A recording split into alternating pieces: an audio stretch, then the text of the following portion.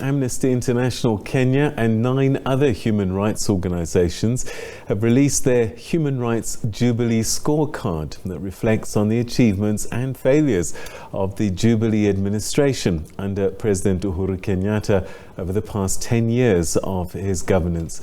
This report acknowledges that there have been important achievements, especially in infrastructure development, health access, and the promotion of rights of intersex persons. However, there have also been grave, consistent lapses in protecting Kenyans against human rights violations. The government received 12 yellow cards, meaning that the administration took partial steps to implement particular commitments. On the other hand, the government received 10 red cards, meaning that it had taken ineffective actions to implement the commitments in question. And Kenyans were not enjoying exercising those rights at all. Well, for more on this Jubilee scorecard, we're now joined by the Executive Director of Amnesty International in Kenya, Irungu Houghton. Thanks very much indeed for joining us. Always good to talk to you. Good evening, Peter, and good evening, viewers. All right, tell us about this scorecard, this report that looks back on this 10 years of President Kenyatta's administration. Why the need for this reflection? Yeah, it comes at a very critical period. We're weeks away from electing the next national administration and the 47 county governments, and therefore we felt it was important that the nation reflect on what the Jubilee administration under President Kenyatta has managed to do well, what they've not done as well as we had expected, and secondly, how close have they come to realizing the fundamental freedoms and rights contained under our constitution. So the research that went into this took several months. We got a very prominent human rights scholar to basically do a balanced evidence-based analysis. And what we did was we looked at 5 fundamental rights: the right to life, the right to health, housing, civic space, and also we looked at the issues related to kind of discrimination of people. And what we really found was, as you've mentioned it, is that actually 46% was the overall score that the Jubilee administration got in this analysis. And the 76-page report was, I think, was received relatively well. I mean, probably unprecedented and probably a good example of open governance. The government actually received the draft in advance and made comments, and we were able to adapt our analysis based on the figures and data that they provided us on an earlier draft. So in a sense, it has been, I think, a robust, constructive conversation about not just how well Jubilee has done, but really what does the next national government need to focus on. And probably the best part of the report for me is really the focus on what the government needs to do in the next 100 days, or rather in the first 100 days, the first 180 days, and the first 365 days. All right, before we look into the specific areas, 46% is a fail, but not a tragedy, I guess, in terms of how it could have been worse. Does that point to an upward trend in terms of human rights access and enjoyment in Kenya? Yeah, no, I mean, I think, it would be a D if Jubilee was a scholar, like a primary school student.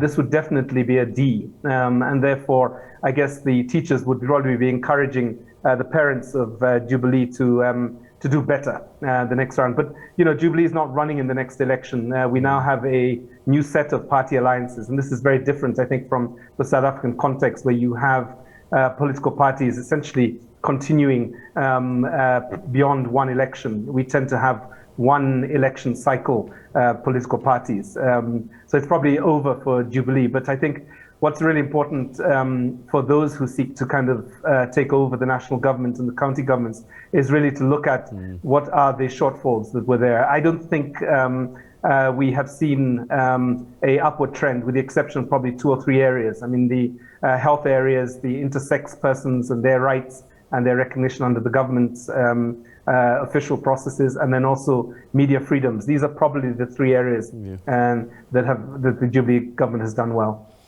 So what about the red cards? What is really, really concerning about the last 10 years? Well, the red cards were largely found in the area of extrajudicial killings and enforced disappearances. And the police service responded to the first draft and noted that this is not a policy, it has not been a policy of the Jubilee administration. But the evidence, the data that has been collected by organizations like the Missing Voices Alliance demonstrates that we see anywhere between 120 to 180 individuals, largely male, and most of them from the capital city, Nairobi, particularly from the informal settlements, executed while in police custody. We also saw last year a spike in enforced disappearances, people who disappeared while in police custody and have just never returned to their loved ones.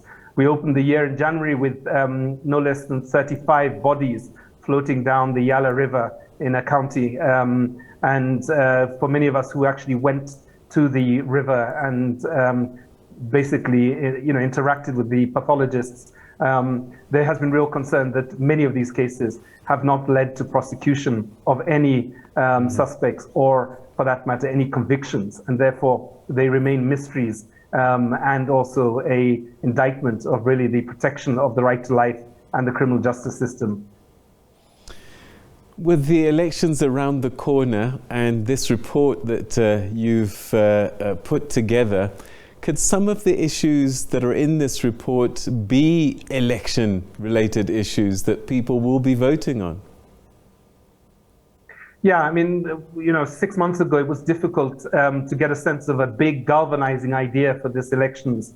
The political parties and the alliances had not completed their manifestos. Last week and the week before that, we saw a number of political party manifestos be released and have been interrogated by a number of analysts. And there are some big ideas. I mean, I think, human rights, the rule of law, health, and a number of the other issues that we've raised in this report are already part of the manifesto of several political candidates. And as we turn to the deputy presidential and the presidential debates in the next couple of weeks, it will be important to see how they measure their wide sweeping promises to Kenyans with some very practical and very practical and budgeted suggestions of how they would govern better than Jubilee has done in these 5 areas. All right. I mean, the next administration will certainly pick up this report. What are the recommendations that you've put through? Yeah, I think so, they kind of fall into 3 areas. I think the first area is really the quick wins, things that can be done within 100 days. Like, for example, there are a series of important laws that have been enacted by the 12th or the 11th National Assembly, like, for example, the National Coroner Service Act or the Prevention of Torture Act of 2017. These are really just in need of operationalization, and that just means that they need to be implemented and budgets put aside. I think there are other quick wins, like, for example, auditing the number of people who have disappeared in police custody and essentially having them released or prosecuted in a court of law, rather than remaining in this really twilight zone of people not knowing where they are, should they still be alive. I mean, I think we, as Amnesty, are concerned about Samson Tekle Michael, a Ethiopian national who was arrested in November. And as we speak now in July, he still hasn't been returned to his family, although we believe that he's alive in police custody at the moment.